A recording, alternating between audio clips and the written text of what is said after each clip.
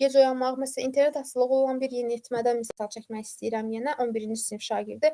Artıq o asılılıq o həddə gəlib ki, imtahan, yəni bilirsiniz də 11-ci siniflər, eee, imtahana hazırlaşır abituriyentlər, amma artıq asılılıq o haldadır ki, imtahan belə artıq onun real hədəfi deyil və yuxu rejimi tamamilə pozulmuş vəziyyətdədir.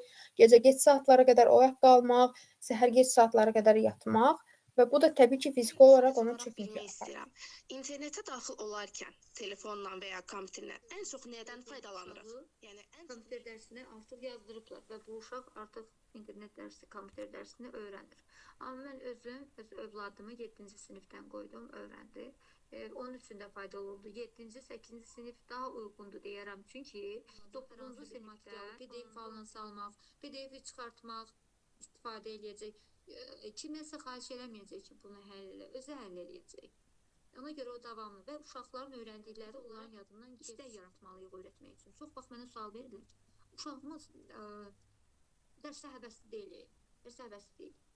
Uşaqla bir yerdə, telefonda hər hansısa bir dərsin izahını oturun izləyin. Çünki uşağa o maraqlıdır. Uşaq bizdən nə istəyir? Onunla vaxt keçirək və